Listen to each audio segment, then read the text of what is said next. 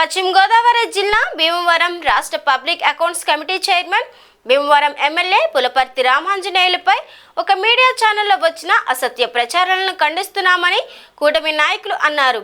సోమవారం భీమవరంలో జరిగిన విలేకరుల సమావేశంలో వారు మాట్లాడుతూ ఎవరో ఒకరు లబ్ధి పొందడం కోసం 3 సార్లు ఎమ్మెల్యేగా గెలుపొందిన అంజిబాబుపై తప్పుడు ప్రచార ఆరోపణలు చేయడం బాధాకరంగా ఉందన్నారు.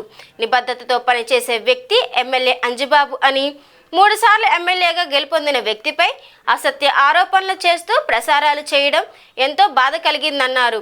నిరంతరం ప్రజల కోసం ఉదయం నుంచి సాయంత్రం వరకు అందుబాటులో ఉంటూ ప్రజా సమస్యల పరిష్కారం కోసం పనిచేస్తున్నారని అన్నారు.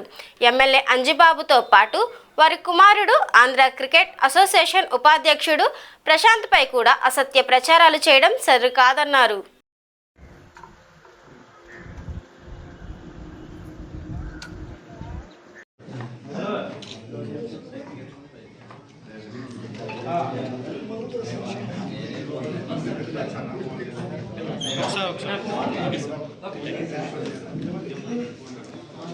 ప్రశ్నించలేదు, డైరెక్ట్గా మాట్లాడినా సరే ఇప్పుడు అసలు ఎవరు కూడా మాట్లాడలేని విషయాన్ని, అసలు చర్చ లేని విషయాన్ని చర్చకి తీసుకొచ్చి ఒక కథ వేయడం అనేది చాలా దుర్మార్గం చర్య. అది మరి వాళ్ళు ఎవరిని మరి ఆనందపడడానికి చేశారనేది మాకు తెలియదు. మేము దాని మీద పూర్తిగా ఖండిస్తున్నాం. మీ అందరూ కూడా మీ అన్నీ కూడా ఆలోచన చేయాలని చెప్పేసి మీ అందరినీ కోరుతున్నాం. రాబోయే రోజుల్లో కూడా మరి ఆంధ్రప్రదేశ్ ప్రభుత్వం ఈరోజు మీరు చూసుకోండి, శాసనసభ మొదలైంది.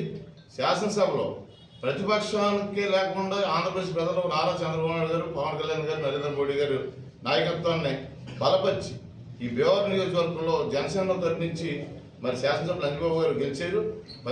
ఆ రోజున అధికార పక్ష సభ్యుడు కానీ ఓట్లు కన్నా ఎక్కువ మెజార్టీ వచ్చింది. దానికి అంత ప్రధానంగా ఉన్న వ్యక్తిని, అంత గొప్పగా పరిపాలన చేసే వ్యక్తిని ఈ రకమైన డ్యామేజ్ చేయడం అనేది చాలా బాధాకరంగా ఉంది మా కూటమి నాయకులకి, కార్యకర్తలకి, ప్రజలందరికీ కూడా. దీన్ని పూర్తిగా మీరు ఆలోచన చేయండి. ఇటువంటి కార్యక్రమం మరొకసారి రాకూడదని మేము కోరుతున్నాం. ఆయన్ని ఇలా ఆంధ్రప్రదేశ్ ప్రభుత్వం శాసనసభలో పబ్లిక్ అకౌంట్స్ కమిటీ చైర్మన్గా కూడా అనౌన్స్ చేసింది. అంటే ఆయన ఎంత ఉన్నతమైన మనస్తత్వం ఉందనేది మీరు ఒకసారి ఆలోచన చేయాలని చెప్పి ఈ సందర్భం కోరుతున్నాం. మేము ఈ 8 నెలల నుంచి కూడా ఎక్కడా కూడా మా వారాహి యాత్ర మీద జనసేన నాయకులు వారాహయాత్ర మీద దాడి చేశారు వివరాన్ని. అలాగే యువకాలం మీద నమస్కారాలు తెలియజేసుకుంటూ, మరీ ముఖ్యంగా మన భీమవరం ప్రజలందరికీ కూడా కూటమి తరపున, జనసేన పార్టీ తరపున మన భీమవరం ఎమ్మెల్యే గారు శ్రీ పులపర్తి రామాంజనేయులు గారి మీద ఒక మీడియా ఛానల్ వచ్చినటువంటి కథనానికి మీరందరూ కూడా ఎంతో కలత చెందారని చెప్పి మేమందరం కూడా చూసాం. అదేవిధంగా కూటమి నాయకులందరం కూడా చాలా ఆందోళనకు గురై మానసిక వ్యాధికి గురవడం జరిగింది. ఎందుకంటే గత 10 ఏళ్లలో ఆయన చేసినటువంటి పరిపాలన ప్రజలందరికీ కూడా అందుబాటులో ఉంటూ పేద ప్రజలందరికీ కూడా మంచి చేయని ఆలోచనతో చీమకు కూడా హాని పెట్టరనేటువంటి మంచి పేరు, మనసున్న వ్యక్తి, సౌమ్యుడు అనేటటువంటి బిరుదుల్ని పొందినటువంటి శ్రీ పులపర్తి రామాంజనేయులు గారిని ఈ విధంగా మరి కథనాలు వేయడం, అందులోనూ ఎటువంటి ఆధారాలు లేకుండా కేవలం ఎవరినో ఆనందపరచడానికో, లేకపోతే వ్యక్తిగత స్వార్థంతోటో, లేకపోతే ఒక బ్లాక్మెయిలింగ్ వ్యవహారంగానో దీన్ని మేము భావిస్తూ ఉన్నాం. ఎందుకంటే ఈ రోజు వరకు కూడా కూటమి ఏర్పడి సుమారు 8 నెలలు కావస్తూ ఉంది. రాష్ట్రంలో 2019 నుంచి 2024 జరిగినటువంటి అరాచక పాలనని, ప్రజల యొక్క పడినటువంటి ఇబ్బందుల్ని, వీటన్నింటినీ కూడా మరి ఎదుర్కొని